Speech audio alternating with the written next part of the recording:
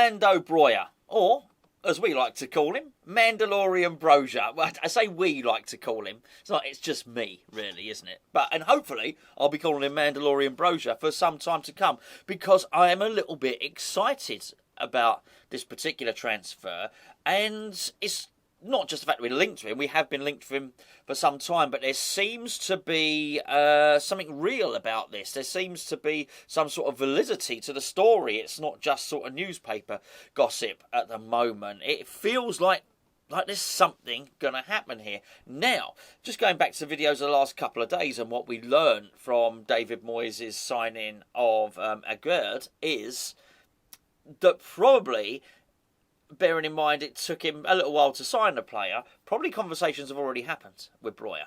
Probably already done. Probably already knows what part he'll play in the squad. Would definitely know that the club want him. Would definitely know that the manager wants him. And I would imagine that there's been some dialogue with Chelsea. This followed a familiar pattern, if you remember. I think the reason that the Zuma transfer took so long was because Zuma wasn't sure he wanted to come to West Ham, because whilst he wanted to stay in London, he wasn't sure about West Ham's ambition. He wanted to play for a team with European aspirations, if you want. And so, anyway, eventually he signed. But there was never a point where Chelsea came out and said it's just not going to happen. I do think, with the news to be coming out the last few days, and Sky Sports have been running with it as a ticker tape banner along the bottom, haven't they, as well? When Darmesh has been talking about it, you'd think Chelsea would probably come out and say, no, this ain't happening. You'd have thought at some point we would have been discouraged. But from what I heard, and I mentioned it on videos that I did about Mandalorian Broja a month or two ago, there was no discouragement from Chelsea, but they didn't feel that there was anything they could do whilst the ownership was up in the air, with obviously Abramovich leaving and whatnot. However, there was an indication that really Broja didn't feature in Tuchel's plans. Now, the reason I'm particularly excited about it, it's not just because it seems real. I like him. The more I think about it, the more he was my first choice. And I said as much. Remember, I did a video where I looked at 3 or 4 different strikers, and this was the one I really wanted. So much of it makes sense. First of all, let's just deal with the home quota. You have to, when you submit your squad of 25, a certain number of them have to have been basically British-based. Now, whilst Broja is an Albanian international, he was born in Slough. He's come through the British academy system, so basically he counts as homegrown.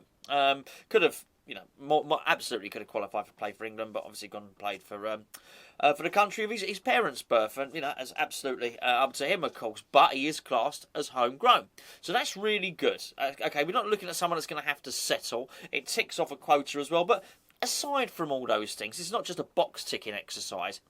I think this player is the real deal. Now, I understand the naysayers, not naysayers, it's a valid point, will say, well, he only scored 6 goals last season. That's absolutely true. But I do think if he signs for West Ham, he'd be scoring a lot more than 6 goals. I think he'd score a lot of goals for West Ham. I think he's tailor-made to the way West Ham play. I also think Southampton are a patchy team. They're a streaky team. There were points last season where they were just conceding loads of goals, didn't have the ball at all. And then there were other points where they were playing really well, and Ralph Hasenhüttl was being touted around as some tactical genius and next Manchester United boss. But they are a streaky club. They are a patchy club, Southampton. I think in terms of our system, and I said this about Agüerd, I think in terms of our system, I think Broja suits it perfectly. I really do. Now, when you play against a team, an opposition team, particularly, I've got to say, when you're in the stadium, there's a vibe, there's a nervousness, you would recognise it. I mean, I've had it, I remember it all my life, really, with numerous good players who play against you. I was starting from Neville Southall in goal. You just think, we're never going to score past this guy. Letitia was another one. You just think, oh my goodness, I just hope he doesn't get the ball. You were scared of him. First time I ever saw Ronaldo, I thought, oh my God, I've never seen anything like it at all. You were just riddled with fear because you knew that he could cause your team damage. I'm not comparing Broja with Ronaldo as a player, by the way, but what I am saying, that same sort of trepidation, that same sort of nervousness, that sort of nervous hum that goes around the stadium, almost a silence, you're just nervous that this particular player doesn't get the ball. is very prevalent, I think, and it's something that I had certainly when I watched this guy play, because I just thought he was a nightmare for us. I thought it didn't matter whether he was out muscling our central defenders, out pacing them, running through the middle, drawing wide and sort of dribbling past the fullbacks, in the dominant in the air, passing, technique, shooting. He was a complete and utter menace. I mean, there was nothing we could do. We couldn't stop him. And remember watching the game thinking, I just hope he doesn't get the ball. I really hope he doesn't. I think certainly at that point I looked at it, I thought, okay, well, this is a serious player. Didn't even enter my thinking that Chelsea might be willing to sell him, particularly bearing in mind they got all that Lukaku nonsense going on. But it does seem that for the right price he's available. Now, I know Gio has covered all this, and Gio's spoken about the buyback clause and all the rest of it. Look, to be honest with you, I'd rather there wasn't a buyback clause, but if that's what we've got to do to get the player, that's what we've got to do. Because I do believe, and I've said this before about certain players, you get one chance to get a player. Maybe the chance with Darwin Núñez was a year ago, or the last transfer. I don't think the last transfer window was really a chance, but by the time give him another 6 months, give him another year, he's too big. You don't get him. He's not a £60 million player anymore. He's an £80, £90 million player. And I do think you get one chance with Broja. I think that's it. You get him now or you don't get him. 30 million, I think it possibly seems like an awful lot of money, but when I look at someone like Núñez at whatever he went to Liverpool for, 85 or something like that, I do think 30 is not a massive amount of money. I can't believe I'm talking about £30 million is not a massive amount of money. I'd love £30 million. You love £30 million. But, in the sort of skewed and ridiculous and crude world of football finances, I don't think it's too bad. I think he's 20, something like that. He's got massive potential. When you look at a striker, he has it all. Everything that we want. He has the finishing, he has the pace, he has the strength, he's got the technique. I think... Look, you know what? It's not for me to say whether he's a hard worker or not. It's not like I saw him all season long. But you know what? He caused us plenty of problems. Really did. And whilst he might be £30 million now, as I just mentioned, he's a lot more than that. Give him another good season. Give him a season of terrorising defenders. Another one in the Premier League. I just don't think you're getting him. But also the wages are low. As I understand it, he only just recently signed a new 5-year deal at the start of last season, before he'd even played any Premier League football. Now, he was basically a junior, signed a long-term deal, and I think the first year on that deal is 10 grand when they do it at Chelsea or something like that. Now, I'm sure it ratchets and it goes up incrementally, but he's on relatively low wages. So actually, in terms of the package, I don't think it would be mega expensive. What I'm saying is I don't think Broja comes and signs for us and wants 100 grand a week. I just don't think that would happen. I don't know what he'd want, maybe 40, 50 grand, something like that. It's an affordable deal at a point when we're sort of trying to haggle and we're trying to get round Areola's package. That just sounds really wrong, doesn't it? We're trying to sort of circumvent the inflated wage. Oh my goodness. Excuse me. Terrible. This has taken a funny turn, hasn't it? Anyway, my point is Areola's representatives are asking for quite a lot of money put together on a 5-year deal. Over 100 grand a week becomes quite a consideration. But anyway, all that aside, I'm excited. I'm really, really excited about this player. I do think that we got Edgard in, as I mentioned on numerous videos. I don't know if he's good, bad or indifferent. I think he interviewed really well. The small clips I've seen, if what he can do is he can replicate some of the play that I've seen him do for Stade Rennais, I think he is a perfect defender for a counter-attacking team.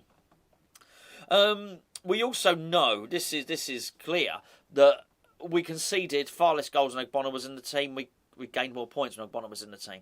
So if we can get back to that, Edgard signing him will be worth a few points, a few extra points. Signing another striker, I think he's worth a few extra points. Even if just the centre-back is worth 5 extra points, and the striker scores, I don't know, 10 goals, they're all extra points in the bag. You start to look and you start to improve the team. And you're starting to look at the league thinking, actually, give West Ham another 5 to 10 points. Then we're doing well anyway, but we're really contesting things. I really do think it's a good thing. The other thing is the relief, the rest it gives the other players.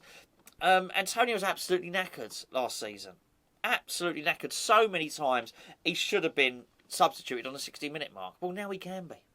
Now he doesn't have to play in that European game. And I'm really confident the guy, look, bless him, Yarmolenko, you know, I mean, I was absolutely great, you know, lovely. I was on the Knees Up Mother Brown podcast the other day, and I did the, I was discussing West Ham's memorable moments from last season. And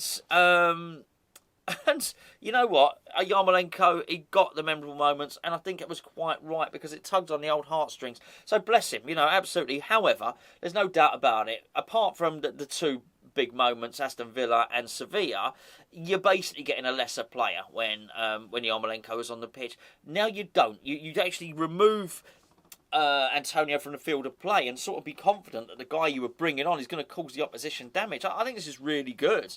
I think if we can carry this on, I don't want to get too excited because at the moment we've signed one player. But I will tell you now, with the signing of a Gerd, forget Areola for a second, because I just think there's no uplift in having Areola. I want him and I think we should sign him, but it's not like a new player coming in. As far as I'm concerned, we've already got him. But if what happens is we get a Gerd, which you have done, then we get Broja, I think we've already improved. Not only have we improved the first team, yes, no, but certainly the squad. I think we're putting comparable players on the bench who are the same quality of those in the first team. If at that point we're still bidding for players, and we've got, as I say, we've already got 2 or 3 over the line, I'll tell you what, I will start to be really hopeful for the next season, particularly if they are of a comparable quality. I really do. I think so much of what's gone on clearly behind the scenes has been done a little bit cloak and dagger, a little bit smoke and mirrors. But there's ambition in these signings. There really are. I think they're realistic without being stupid. I mean, you know, it's like, you know, Frankie de Jong, for instance, looks like he might go to Man United from Barcelona. West Ham couldn't go and get a player like that. So you try and source somebody else, you know, and I do like what we're doing here. So I think there's ambition without it being silly and not being able to get these players. Quite frankly, I am surprised that Chelsea would even consider selling a player like this. That being said, if you're not going to give him games, I guess they could send him out on loan again. However, at a time when they're probably trying to balance the books, at a time when they've got a new owner who, whilst he is going to make some investment, is not going to bankroll the club at a loss every season. He said that. You know, Abramovich was quite happy to take £100 million loss every season. He'd cover it. That's not going to happen anymore.